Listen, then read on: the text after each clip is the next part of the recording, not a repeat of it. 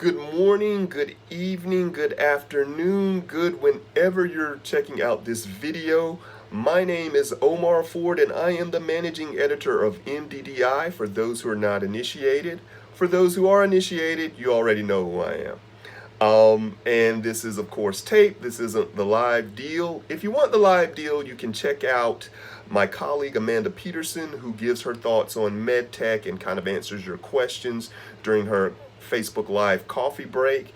And that usually occurs on Tuesdays at 11 a.m. Eastern Time. And you can join Amanda. She's a wealth, a fountain of information for med tech. She's been in the industry for a very long time and is very aware of all the trends and all the happenings. And she's very knowledgeable about the space. But getting a little note here. Might not be this Tuesday because I almost forgot. Got to put this plug in.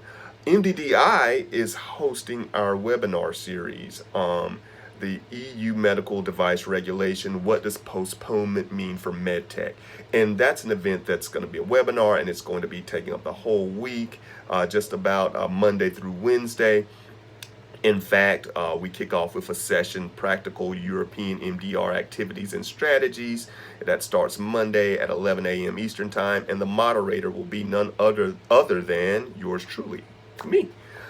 So please join us for that. I will drop in a link in the YouTube video so you can kind of see a lineup of everything that's happening. We've got a lot of good topics, a lot of great speakers, and just feel free to drop in and check it out, check us out, register and see what we're talking about. Very, very important topics here.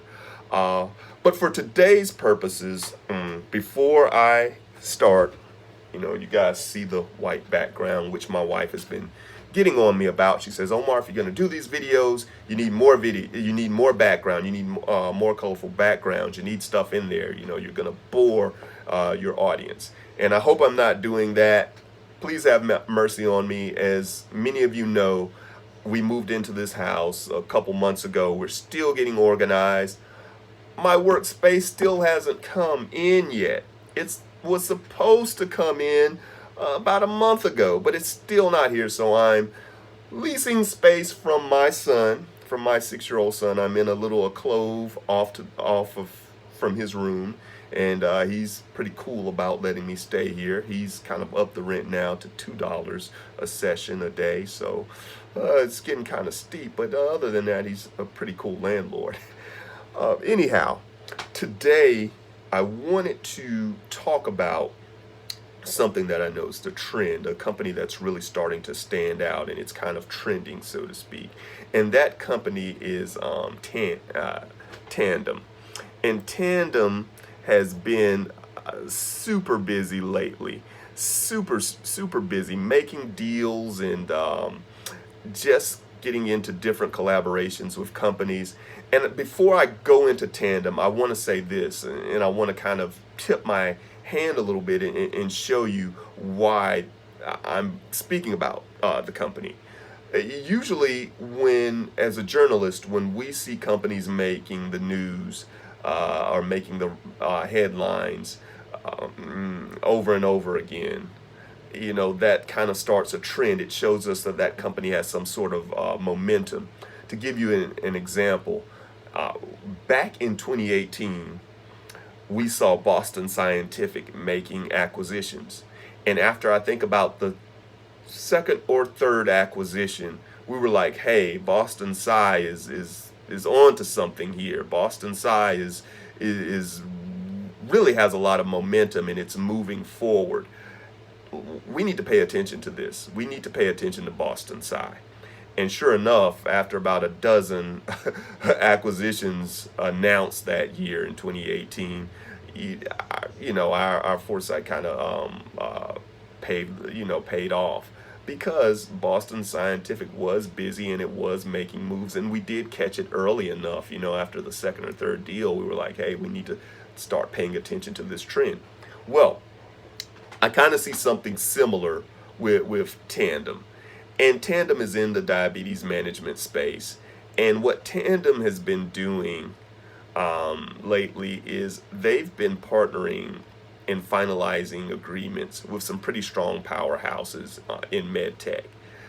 Tandem signed a deal with Abbott Laboratories, and Abbott is going to integrate its insulin delivery systems into Abbott's Freestyle Libre ICGM. That was done last month, and that was pretty big deal. You know, it could easily be thought of as a one-off, or you know, a fairly sized story. But Tandem did something else that kind of added a little fuel to this fire, to this momentum. This week, they announced a cross-license agreement with Medtronic. Now, some people might say that I got this story wrong, the angle that I took on it. You know, I've seen other takes on it. I'm not going to say those takes because they come from other sources, so I'm not going to mention those. But the angle that I decided to go with was that Tandem is really stepping up and moving forward. And you're starting to see the momentum. The partnership with Abbott, that's great. But the cross-license agreement with Medtronic, the non-exclusive cross-licensing agreement, is something extra. It's just another added layer. It shows that this company is on the go and it's on the move, and bears looking at a little bit more. And I think we haven't heard the last of Tandem, you know, this year. I think they're going to continue to do big things. Now, they acquired an app called the Sugarmate app, or Sugarmate. And Sugarmate is a developer of a mobile app for people with diabetes who use insulin. And that was for an undisclosed sum. But that happened fairly recently too. So you add all these layers. These are three different things that kind of add to the narrative that Tandem is seeing tremendous momentum. And as I was doing the story on Medtronic, is Medtronic in the cross-license agreement with Tandem, I went and I looked at Tandem's last earnings call, and I picked out something from the CEO that really stood out to me, that really was important. And I'm going to read this to you, and I'm going to zero in on the important part, the part that I think bears that bears looking into. And it could also be something that other companies, if you're an executive or if you're in the space, in the business, it could be something that you might really need to pay attention to and say, wow, because this is what really got me. And this is the CEO speaking, and here's the sentence. Here it is. As we look more recently, the demand for a control IQ is offsetting some of the inherent sales pressures from COVID-19. Control IQ is of course a program, is of course Tandem's system that kind of carried them through the first quarter to help, of course, offset the sales pressures from COVID-19, as it was said. Yeah, I'm being redundant, I know. But here's the part. Here's the sentence. Sorry, I was rambling a little bit. I'm guilty of that a lot, which gets me in trouble at home. But anyhow, it's a stark reminder that diabetes management is different than an elective procedure. So what did I take out of this? What does that mean? That means that no matter what pressures you face during COVID-19, your business is still essential in a sense. And diabetes management is still going to go on. These companies are still going to thrive. And they saw one of the aspects of their business, their Control IQ technology, kind of take off and really hold them up, them being Tandem, up during 1Q 20, when all the other companies or some other companies were kind of struggling. Well, when you address a common need, when you address a chronic illness, the illness doesn't stop because another illness replaces it. It still continues. And when it comes to the diabetes space, when it comes to diabetes management, companies are still going to have to find a way to continue. And from the looks of it, Control IQ was a surprise, in my opinion, to Tandem. It looked like it was wow, like, wow, this is doing really well. But I would submit and I would say this. Moving forward, companies have to look at devices or technologies in their wheelhouse. And they have to say, hey, even though there might be some debate on this being an elective procedure, is it consistently and constantly needed? And if it is, how do we build around this to serve our patients during COVID-19, during the pandemic? Because these illnesses aren't going to go anywhere. Now, COVID-19 is important. I know it is with us as well. But what I'm saying quite simply is this. We have to not lose footing with other essential technologies or other illnesses that come up. We have to still manage them in the midst of COVID-19.